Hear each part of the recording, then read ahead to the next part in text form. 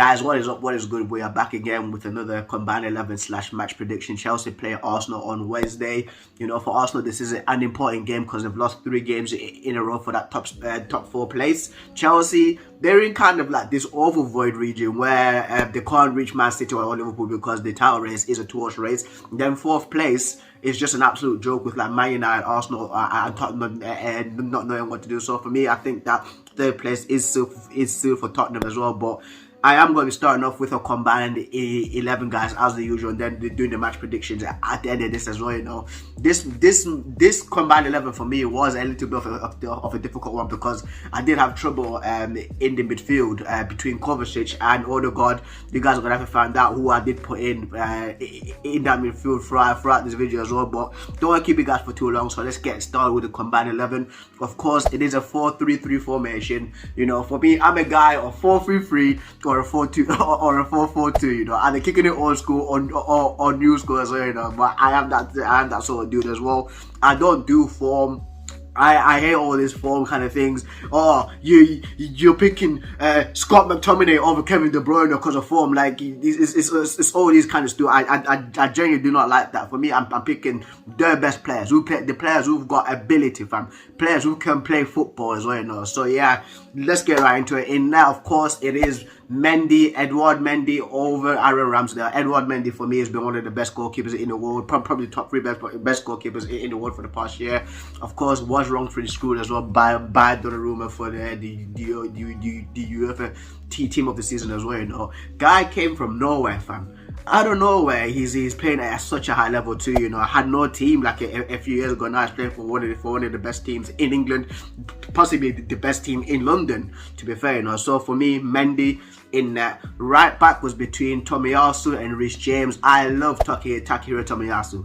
Takehiro Tomiyasu is one of those guys. Like if you're a channel regular on my channel, you see that for me, Tomiyasu is one of the guys I've been watching since 2019, since it was at Bologna in Italy as well, you know. And for him to be playing like that for Arsenal, absolutely sick as well. But at the moment, of course, he is injured. And then Reece James again, what absolute powerhouse, one of the strongest players in Chelsea. Like, he's such a short guy, but he's physically strong. You get what I mean? Man is a well-rounded defender, can do it all, bro. Up and down, energy levels on deck as well. If you watch the game against Real Madrid with Vinicius Jr., you see why, like I'm saying, the energy levels, bro. Going pace to pace with a Vinicius Jr., attacking, defending, taking set pieces as well. So the reason why I'm picking Reece James over Takehiro Tomiyasu is because of this as well. It was heartbreaking for me to actually pick Reece James over Tomiyasu, but reasons again stated like literally previously is why I'm putting Reece James as my number 2, as my right back. My centre backs are Thiago Silva and Antonio Rudiger. That centre back pairing is better than Gabriel and Benjamin White, fam. You get what I mean? Like Thiago Silva, one of the best centre backs to play the game, bro. Man's been on peak performances all the time since 2011. It's crazy since it was at AC Milan, bro. This Thiago Silva, fam. When it was at Fluminense, fam. This Thiago Silva, bro. Like, and he's 37 years old and he's still playing like that. You know, better than most defenders who are in their 20s and who are in their prime as well, you know. Absolute leader for Chelsea. So solid too as well, you know. And he's coming to the Premier League at 37 years old. And he's playing like this as well, and apparently the Premier League is supposed to be very physical, but Thiago Silva is making it look like a breeze. And then Rudiger, fam. Rudiger, if you had asked me this like 2 years ago, does Rudiger get into a combined 11 with Chelsea and Arsenal? I would have told you you're nuts. I would have told you lay off the weed. Stay off the damn weed. Fam, lay off the weed, bro.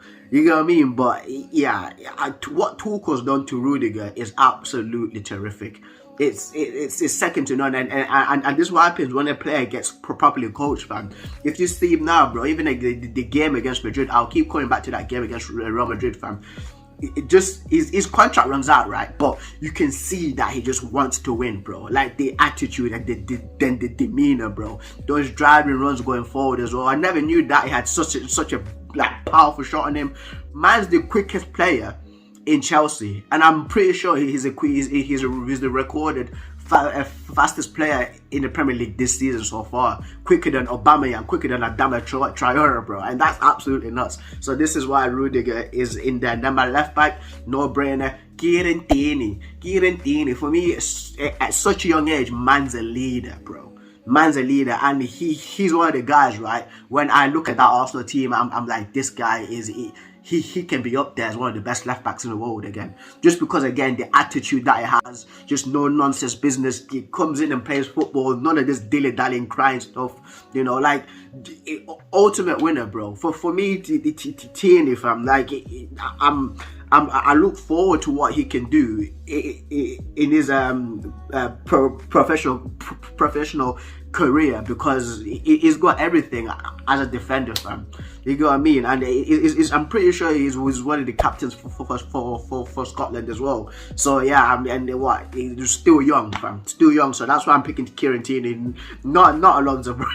Not Marcos Alonso, fam. I'm thinking that guy. Like him, he's great on the ball, but defensively and the pace as well is just not up to scratch. So guys, that's my back line. Rhys James, Thiago Silva, Antonio Rudiger, and Kieran Tierney, fam.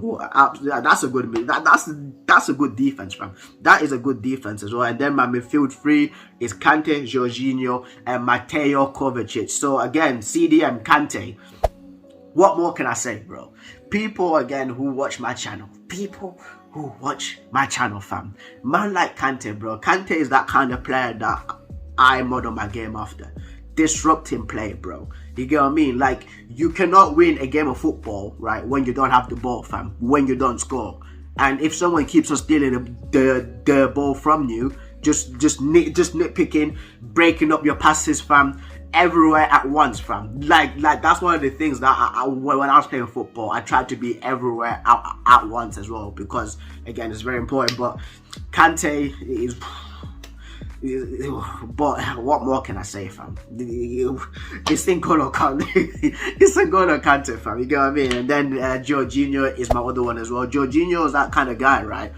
Where when you look at him playing football, you're like, what's he doing? Like there's nothing impressive about him. But for the people who actually know football and have played football as well, you know, and actually can gauge like the temperature of the game and the tempo, the tempo of the game as well.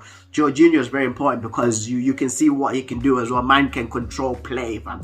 He can control the game as well, you know. And if he wants, he can speed it up or slow it down too. So for me, that's why Jorginho is in his team as well, you know. And it's very important that the players like this, because when you look at United, United needs a player like Jorginho, because when United are absolutely getting pulverized in midfield, there's nobody to slow the game down, like to actually be like, guys, let's just knock the ball around there and actually string passes together. That's why Jorginho's in the team.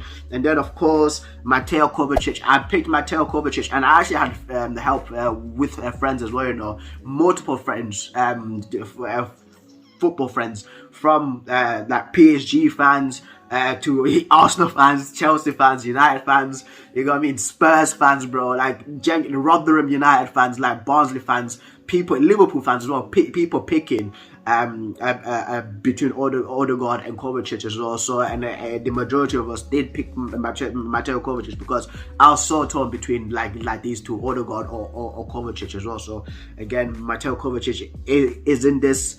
Reason why the guy does driving runs. Like, he takes the ball right from deep in defense, dribbles past people, like he runs at like at you at such a pace as well with the close ball control. People say it's like Kaka-esque. For me, I'm like, it's not really Kaka, but I can see why people are trying to say it as well, you know. And he links the defense, the midfield, and the attack as well, you know. And I've seen him go on these like runs as well, where he's actually got the ball and just gliding past people as well. Very technical player, fam. Very technical player too, and the man can pick out the smallest passes too. Today he did get injured against Crystal Palace in the FA Cup game, but yeah, man, he's a very important player for Chelsea as well, you know. He's just one of those guys that are underrated too, you know. But yeah, so that's my midfield guys: Kante, Jorginho, and Mateo Kovacic. And then up front, Mason Mount on the right wing, Romelu Lukaku, and Bukayo Saka, fam. That attack for me is sick, bro. Mason Mount. What can I say, bro? Like, I said it again in my review for the Real Madrid game versus Chelsea. Mason Mount for me, fam. Like, I don't know why some Chelsea fans give him stick, bro. The man's clutch, fam. He shows up at big games as well, you know, and he's always contributing something. Today he scored, bro. 3 games in a row today he scored for Chelsea, bro. And he's a guy that scored the second goal for Chelsea against Crystal Palace today as well, you know. Like, he's a big game player, fam. And this is what he's like 23, 24, and he's a big game player at that age too as well, you know. And he's always popping up for Chelsea when he's needed to. Bukayo Saka, fam. This kid, bro, like, for me, he's one of those ones as well, like, where he's always contributing to the team. He's always contributing to the team as well, you know, because if Lacazette's not scoring goals, because Arsenal have got no striker, if Lacazette is not scoring goals, then it's either Saka doing everything, bro. At such a young age as well, you know, versatile too, can play on the right wing, can play on the left wing, can even play a left back sometimes. So yeah, and he's 21, 22 years old, and he's playing like that, so I'm putting Saka there. Then my striker is Romelu Lukaku. Okay, the thing about Lukaku is I don't know what's happened to him. I don't know what's happened to him, because for me, I predicted him to be one of the top goal scorers this season, but it's just not clicked for him. But at Lukaku's right, like when he's on it, bro, he's one of the best strikers in the world again. Physically strong, fam. Man can bully centre backs whenever he wants as well. Quick. I know that his first touch is not the greatest. Some people say he plays like he's wearing Timberlands, but he gets you goals. That's his primary job as a striker, getting you goals as well, you know. And there was a choice between him, Timo Werner, and Lacazette, so I had to put Lukaku there, fam. You know, pick your poison. But yeah, Lukaku is my striker, and then that's my attack, guys. Mason Mount on the right, Lukaku striker, and then Bukayo Saka on the left wing as well. So many guys missed out on this, guys. So many guys: Thomas Partey, Martin Odegaard, of course, Kai Havertz, fam, Timo Werner, Ruben Loftus-Cheek, bro. So many guys missed out on this as well, you know. But that is my combined 11 for the Chelsea game. Time for the prediczione, guys. But yeah, it's at Stamford Bridge, right? And Arsenal need a win because they've lost 3 on the trot, 3 games on the trot as well. They just literally lost to Southampton on Saturday, yesterday. It is a Sunday today, guys. And then Chelsea is that team now where they did lose 4-1 to Brentford. They lost 3-1 to Madrid. All these games were at home as well. And then they come back in a poor performance like that against Southampton, where they smashed them 6-0, and then they put a performance like that against Madrid, beating Crystal Palace just literally a few hours ago. You know, so it's a tough one to call because you never know who will show up. You never know who will show up as well. I'm going with the draw. And I'm going with the draw because again, it's Arsenal. Like, they should avoid a loss. Like, I'm looking at it. I'm looking at this side, right? I'm literally blocking out Chelsea. I'm looking at it from Arsenal's perspective, fam. If these guys, if these players are serious about even making improvements, bro, like, they play 1 game a week. They're not even in Europe, bro. They play 1 game a week, right? If they are serious, bro, they should not be going on a game loss. You get what I mean? They should be putting everything out there to avoid the loss. Even a draw, fam. Just avoid the loss as well, you know, and take your chances, because you're away, bro. Like, away games are always going to be tough as well, and there's always going to be crowds as well there in Stamford Bridge making noise, hitting those metal things like in the stadium. If you guys do pay and notice too that when Chelsea do play at Stamford Bridge, like the fans are always saying like these metal things like around the stadium. But yeah, for me, I'm genuinely looking at it like as an Arsenal players. Yes, they've got injuries, but just avoid the loss. That's all you have to do, because if you lose 4 games straight, fam, there's no Champions League. I'm genuinely being serious. There will be no Champions League if you lose that 4 game in a row. So just all you have to do is just avoid the loss. I did say a 1-1 draw in my opinion, and I'm seeing it as a draw at the moment. But yeah, guys, that's been my match prediction as well. That and also my combined 11 as well. If you got any thoughts, comments, or concerns, or any problems I've said about this, comment down below as well. If I'm wrong or right, you know, give me your match prediction as well. If you're an Arsenal fan watching this, if you're a Chelsea fan as well watching this, because Arsenal do need like a result from this. They should not take an L from this. It's going to be a tough game, but they should not take an L from this. They should actually, like, their players should bring a mentality of it's a cup final. Because again, if they lose, they're out. From Chelsea, they're in again this overvoid kind of region where they're in 3rd place. 4th place just looks like a bunch of clowns fighting. And then the first and 2nd place just looks like next level superheroes as well, you know. So Chelsea for me, I've got that cemented on it, and it just depends on what Chelsea wants to do, as well. So yeah, guys, that's been my match prediction and my combined 11. Whew. Wow, just non-stop rambling, non-stop talking as well, boy. If you like, keep supporting your boy, all the shenanigans, all the stuttering, all the useless information that I have as well, you know. Please subscribe, guys. I've been Preston, predicting Chelsea versus Arsenal, and I'm signing out. Keep it real, guys. Peace.